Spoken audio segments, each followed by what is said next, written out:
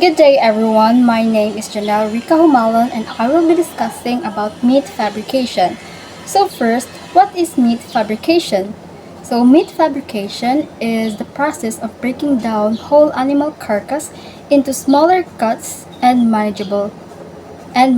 So in simple terms, gikan siya sa whole nga pig, cow, or poultry, ginahimo siya or ginakat siya into parts like pork chop, chicken breast, steak, ribs, etc.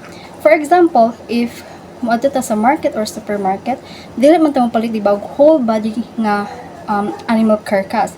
So, we usually buy specific cuts like lempo, pata, kasim, etc. And that is the result of meat fabrication. Also, fabrication happens after sa slaughtering. So, after tangtang ng ulo, internal organs, and then ang blood, ang carcass kay ginakat din siya into standard parts. Another important point is this process separates tender meat from rough meat.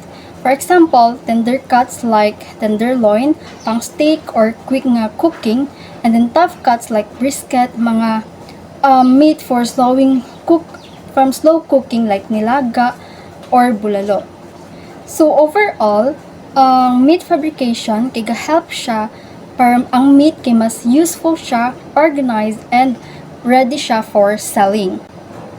Moving on to wholesale and retail cuts. So muna sila ang main types of cuts sa meat. First is ang wholesale cuts. Ang wholesale cuts kay muna siya ang large sections sa meat, dili pa siya ready for cooking, and usually ginabaligyan ni siya dito sa supermarket, restaurants, and meat shop para sa mas smaller nga cuts. For example, sa wholesale cuts is for pork na ham, shoulder, and loin, and then for beef na atay chuck, rib, and brisket. And more siya like whole siya nga pizza ba tas wala pagi slice. And then now the retail cuts is these are the smaller and ready to cook portion nga na usually ginabay sa consumers. For example, pork chop, beef steak, and chicken breast. So kani siya mao ni siya ang mga naa sa grocery stores or palengke para convenient na siya paliton sa mga consumers and ready na siya for cooking. So next is the importance of meat fabrication in meat industry. So nga na importante man ang fabrication sa meat industry. First is efficiency. It helps to maximize the value of the animal or the meat. So ang expensive parts like tenderloin kay gina-separate siya from cheaper parts. So ang tenderloin gina-sold siya into mas higher nga price compare sa bone or fat. So mas madungan ang profit. And then next is ang value addition. So through cutting, trimming, and deboning the meat becomes more appealing and easier to cook. So mas convenient na siya sa mga consumer. Third is marketing. So meat fabrication supports boxed meat system, meaning ang meat is gina-pack siya properly and gina-transport siya easily. For example, kanang mga meat nga gina-vacuum sealed, so mas neat siya tan-awon, mas clean and mas organized siya, and then appealing din siya tan-awon sa mga customers. Fourth is ang quality control. This ensures that ang meat cuts are consistent. For example, if mag-buy ka sa restaurant, expected na nga ang ilang steak is same ang sizes, ilang thickness, and quality. That's because of proper meat fabrication. Moving on to the difference between livestock and poultry fabrication. So when we say livestock, mao ni sa di ba katong cow, pig, and goat, and sa poultry, of course, mao ni sila ang chicken. So in livestock fabrication, they are dealing with larger animals. So mas dako ang ilahang bones and mas thicker ang ilahang muscles. Therefore, gina-divide sila into large parts called the primal cuts like laham, loin, rib, and rib. So example sa baka, ginahimo siya into chuck, rib, and loin. So dagko kaayo pa ang iyahang parts.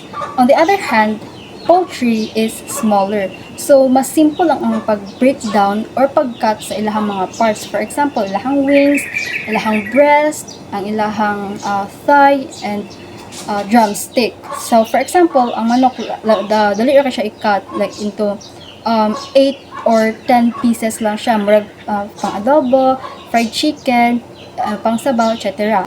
Second is iyang musculature. So, in livestock, importante jud ang pag-cut across the grain. So, because ang red meat, if makat siya properly, mas mahimo siyang tender. For example, if mali ang paghiwa sa beef steak, so against the grain siya, so mahimo siyang gahi, and lisod dili siya chewy kanon. But sa poultry, dili na kay siya lisod or need nga inanaon pa kay ang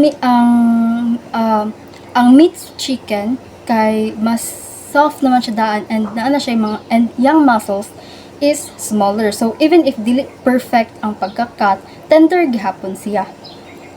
Third is ang fat storage. So in livestock, ang fat is naa inside sa iyang muscle, and this is what we call the marbling. For example, kanang beef na naay white lines sa sulod, muna siya ang marbling, and mas mahal na siya because mas juicy and flavorful na siya diyang part. But in poultry, ang fat is mostly under siya sa skin. So kanang chicken skin, mao na siya usually ang naay fat, not inside the meat. So that's why if i-remove nimo ang skin, mas lean na dayon ang chicken. Now, let's talk about the flow of the carcass breakdown, or the step-by-step process of from slaughter to final meat cuts. First is ang slaughter and dressing. Diri sa slaughter and dressing, diri ginakuan og dugo ang mga animals, gina-bleeding, ginakuan og balhibo, ginakuan og internal organs. And then, second is ang splitting. So, diri sa splitting, ang carcass gina-cut siya into left and right sides, or sa front or back.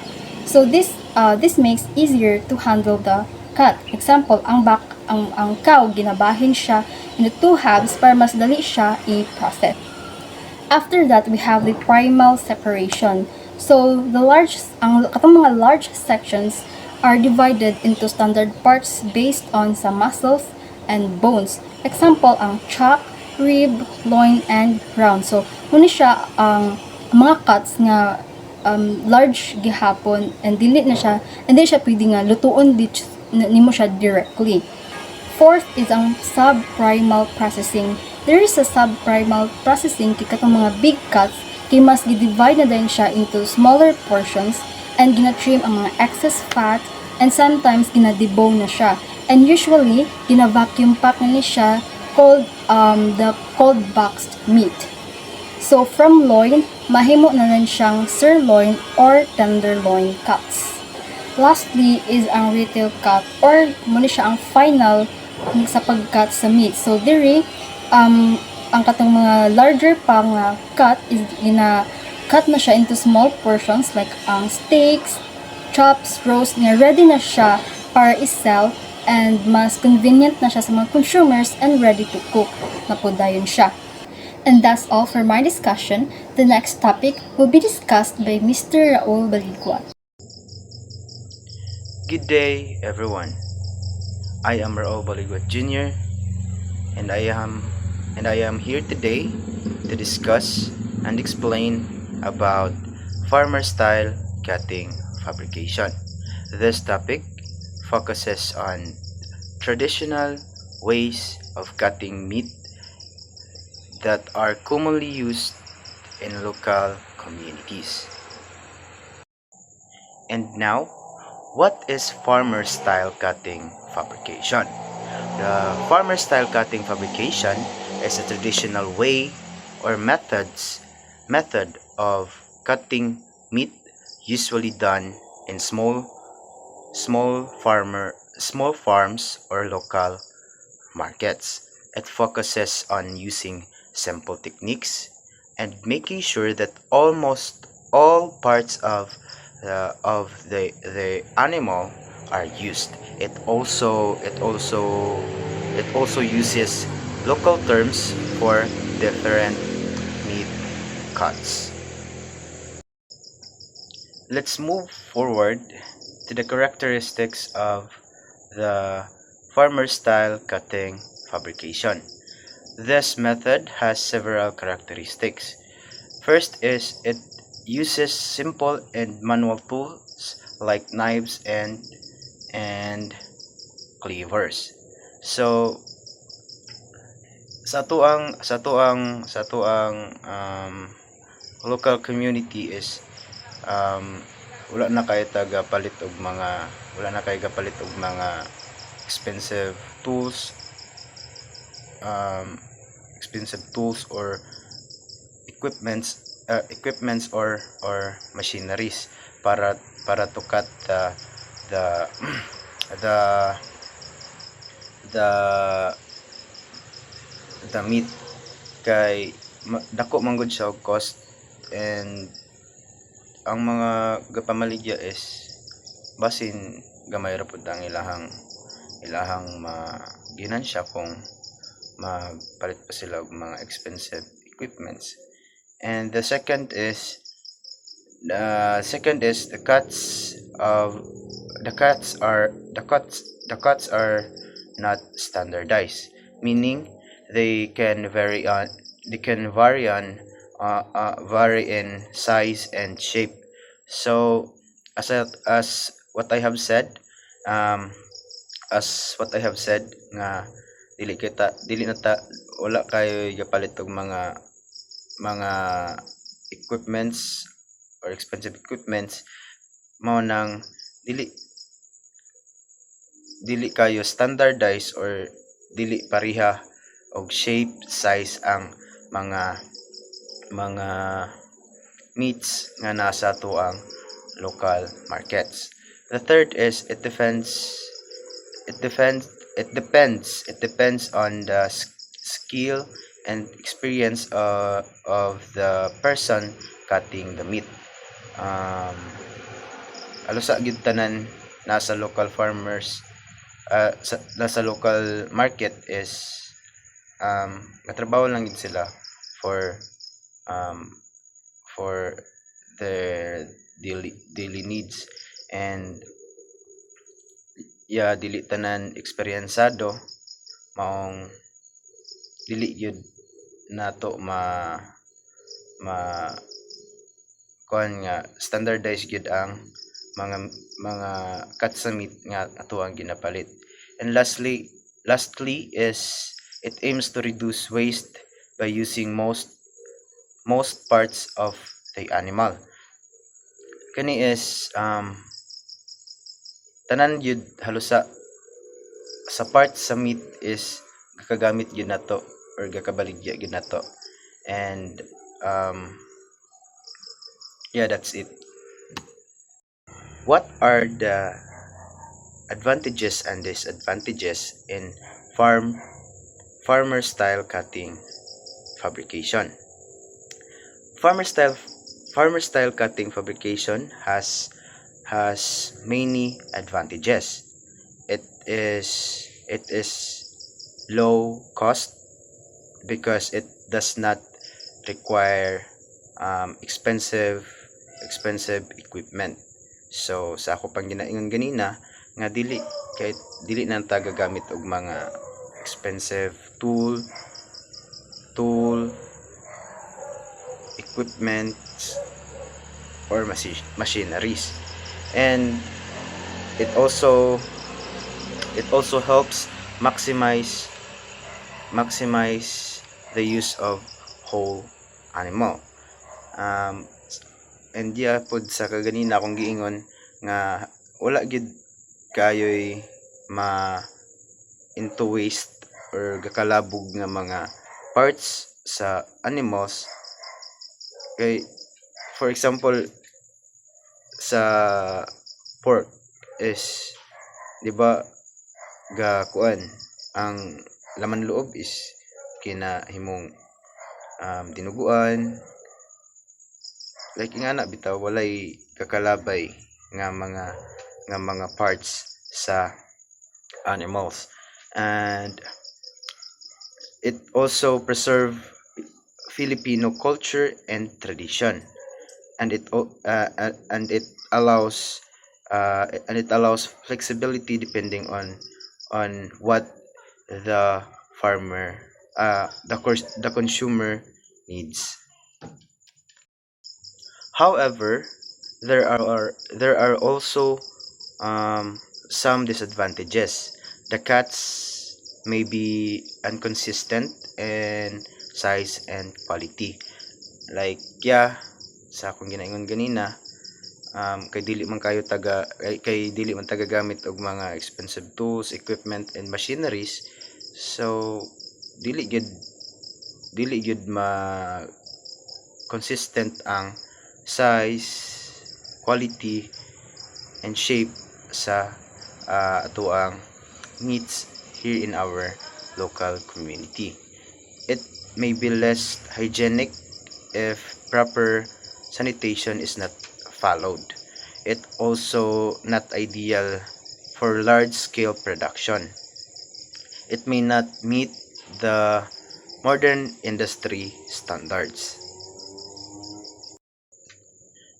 Then, when it is commonly used, um, this method is commonly used in sa mga rural areas and small communities.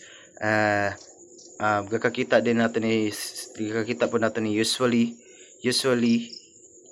sa mga wheat markets and or palengke. It is also used in backyard slaughtering and small meat businesses. And I have here the example cuts produced. Some example of pork is the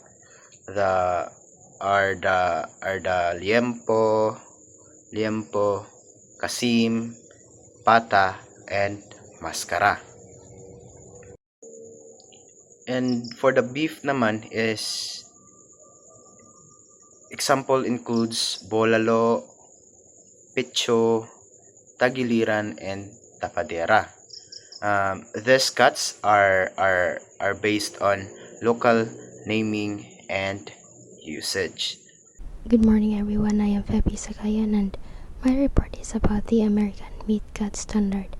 So, in the United States, meat cut standards are primarily defined by the USA Agricultural Marketing Services through the Institutional Meat Purchase Specification, which provides standardized language for identifying, cutting, and grading.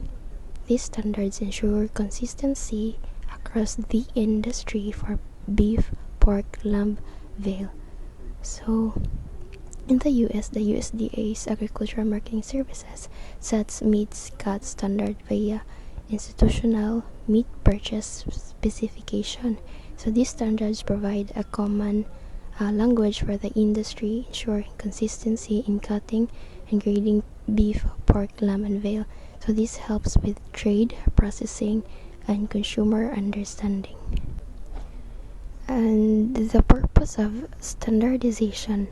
The standardization of American meat cuts heavily driven by the Uniform Retail Meat Identity Standards, and USDA grading was primarily established to eliminate consumer confusion, ensure accurate labeling, and facilitate efficient, fair, and transparent trade across the meat industry. Ending consumer confusion.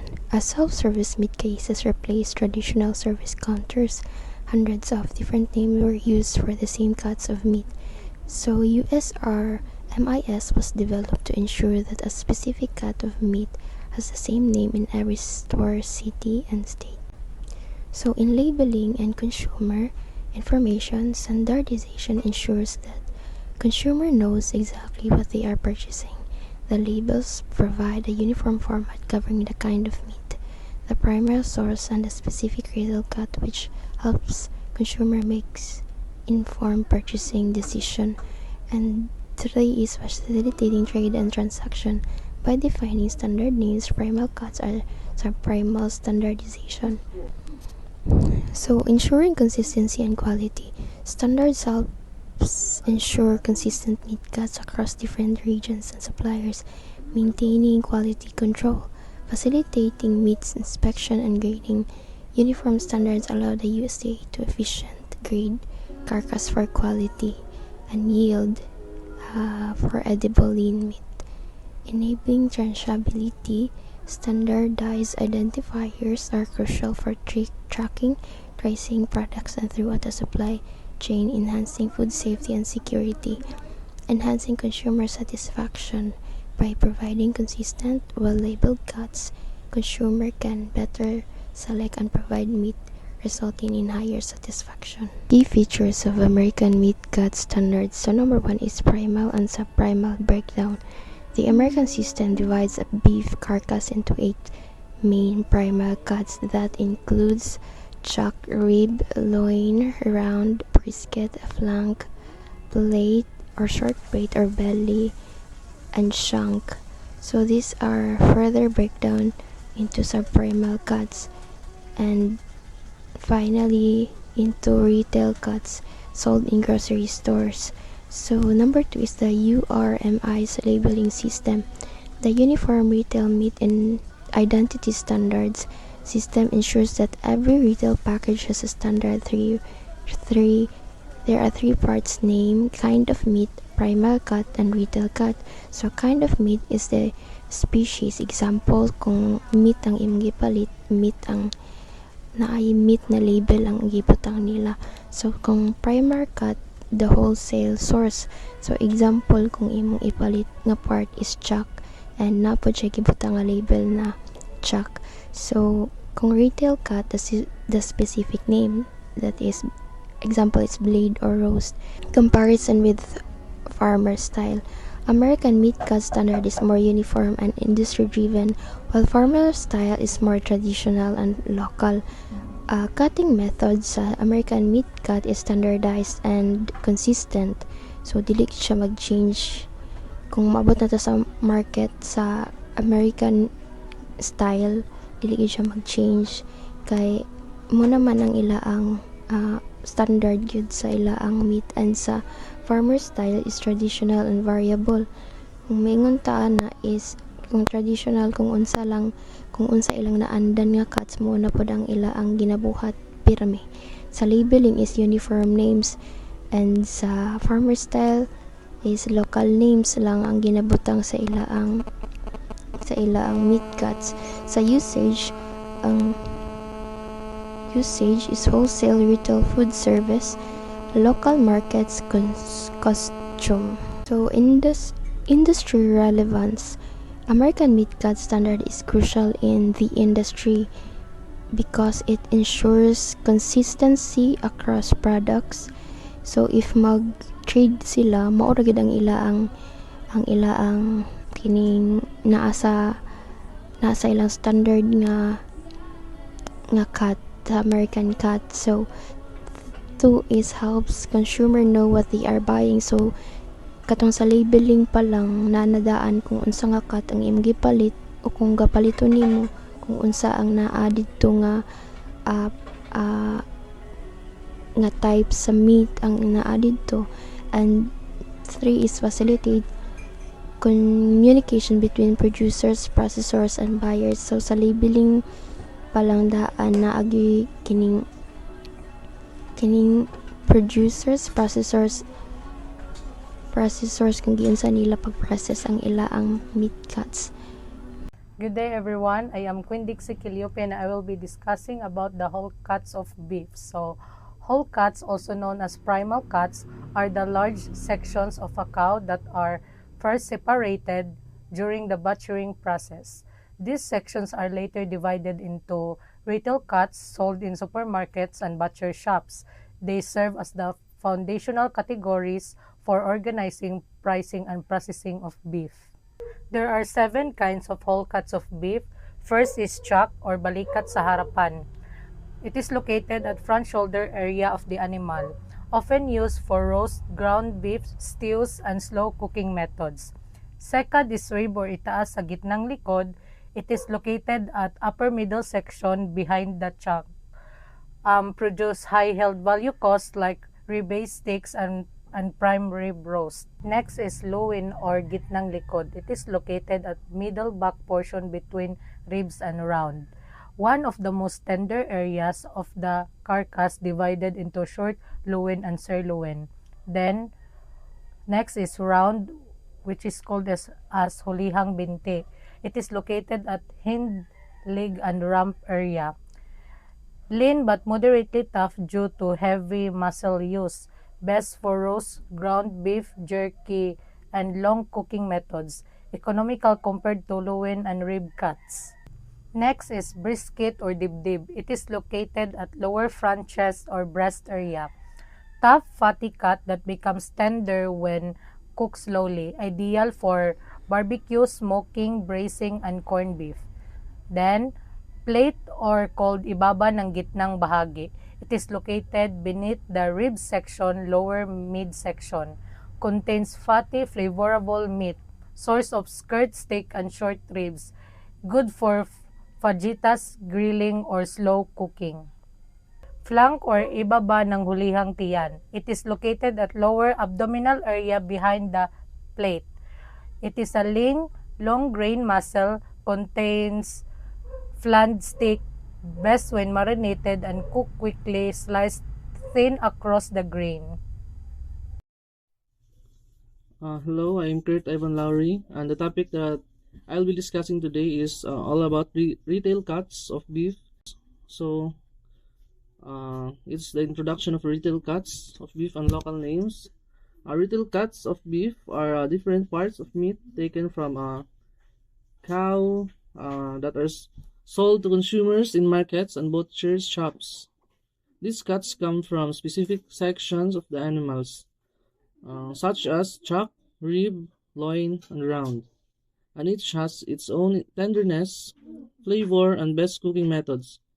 In local markets, especially in the Philippines, these cuts are often known by common names like liempo, tadyang, and pige, which makes it easier for buyer to choose the right meat for their dishes.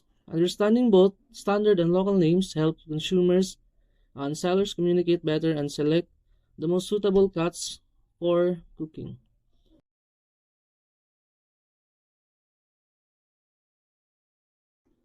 And the fifth one is chuck. Chuck is a cut from the shoulder part. It is a bit tough but very flavorful. Best for slow cooking like stews.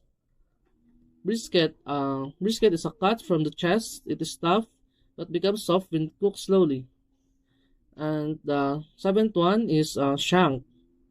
A shank is a cut from the leg with bone. It is commonly used for soups like bulalo. And the last one is round.